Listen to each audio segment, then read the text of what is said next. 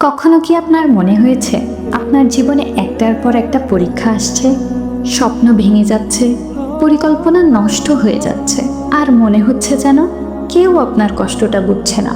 ঠিক এমন সময়েই একজন মুমিনের সবচেয়ে বড় শক্তি হয়ে দাঁড়ায় একটি শব্দ: সবর বা ধৈর্য। ধৈর্য মানে শুধু কষ্ট সহ্য করা নয়, ধৈর্য মানে হলো কষ্টের মাঝেও আল্লাহর উপর পূর্ণ ভরসা রাখা। আল্লাহ তাআলা পবিত্র কুরআনে বলেন, হে ঈমানদারগণ, তোমরা ধৈর্য ও সালাতের মাধ্যমে সাহায্য প্রার্থনা করো। নিশ্চয়ই আল্লাহ ধৈর্যশীলদের সাথে আছেন। সূরা আল বাকারা আয়াত 153। ভাবুন তো, যদি আল্লাহ নিজেই বলেন তিনি ধৈর্যশীলদের সাথে আছেন, তাহলে একজন ধৈর্যশীল মানুষ কি কখনো একা হতে পারে? না, কখনোই না। জীবনের প্রতিটি কঠিন সময় আসলে আমাদের ঈমানের পরীক্ষা। আল্লাহ তাআলা কুরআনে বলেন, আমি অবশ্যই তোমাদের পরীক্ষা করব, কিছুটা ভয়, ক্ষুধা, সম্পদ, জীবন ও ফল ফসলের ক্ষতির মাধ্যমে। আর তুমি ধৈর্যশীলদের সুসংবাদ দাও। সূরা আল বাকারা আয়াত 155। অর্থাৎ কষ্ট আসাটা অস্বাভাবিক কিছু নয়, বরং কষ্টই হলো জীবনের একটি বাস্তবতা এবং ঈমানের পরীক্ষা। কিন্তু একজন মুমিন আর সাধারণ মানুষের মধ্যে পার্থক্য হলো, মুমিন ব্যক্তি কষ্টের সময় আল্লাহর দিকে ফিরে যায়। রাসূলুল্লাহ সাল্লাল্লাহু আলাইহি ওয়াসাল্লাম বলেছেন, সবর হলো আলো। সহিহ মুসলিম 233। এই আলো মানুষের জীবনকে আলোকিত করে। যখন সবকিছু অন্ধকার মনে হয়, যখন সামনে কোনো পথ দেখা যায় না, ঠিক তখনই ধৈর্যের আলো মানুষকে পথ দেখায়। ইসলামের ইতিহাসে সবচেয়ে বেশি পরীক্ষার মুখোমুখি হয়েছেন কারা জানেন? নবী রাসূলগণ। তাদের জীবনই ছিল ধৈর্যের সবচেয়ে বড় উদাহরণ। হযরত আইয়ুব আলাইহিসসালামের কথা মনে করুন। তিনি দীর্ঘদিন কঠিন অসুস্থতায় ভুগেছেন। তার সম্পদ চলে গেছে, তার সন্তান চলে গেছে, এমনকি অনেক মানুষ তাকে ছেড়ে চলে গেছে। কিন্তু তিনি কি কখনো আল্লাহর উপর অভিযোগ করেছিলেন? না, তিনি শুধু আল্লাহকে বলেছিলেন, হে আমার রব, আমি তো দুঃখ কষ্টে আক্রান্ত হয়েছি, আর তুমি তো দয়ালুদের মধ্যে শ্রেষ্ঠ দয়ালু। সূরা আল আম্বিয়া আয়াত 83।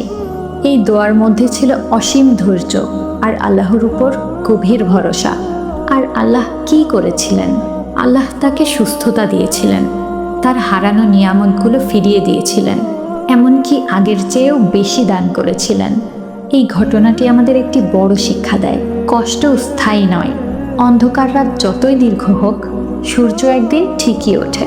আল্লাহ কুরআনে বলেন, নিশ্চয়ই কষ্টের সাথেই স্বস্তি রয়েছে। সূরা আশ-শারহ আয়াত 5 থেকে 6। এই আয়াত আল্লাহ দুবার বলেছেন। কেন? কারণ আল্লাহ চান আমরা নিশ্চিতভাবে জানি কষ্ট কখনো চিরস্থায়ী নয়। অনেক সময় আমরা দোয়া করি, কিন্তু সাথে সাথে ফলাফল না পেলে হতাশ হয়ে পড়ি। আমরা ভাবি হয়তো আল্লাহ আমাদের দোয়া শুনছেন না। কিন্তু রাসূলুল্লাহ সাল্লাল্লাহু আলাইহি ওয়াসাল্লাম বলেছেন, বান্দার দোয়া কবুল হতে থাকে যতক্ষণ না সে তাড়াহুড়ো করে বলে, আমি দোয়া করেছি কিন্তু কবুল হয়নি। সহিহ বুখারী, সহিহ মুসলিম। অর্থাৎ দোয়া করার পর সবচেয়ে গুরুত্বপূর্ণ বিষয় হলো ধৈর্য। ধৈর্য শুধু বড় বিপদের সময় দরকার হয় না, ছোট ছোট বিষয়েও ধৈর্য খুব গুরুত্বপূর্ণ। রাগের সময় ধৈর্য, অপমানের সময় ধৈর্য, অন্যায়ের মুখেও ধৈর্য।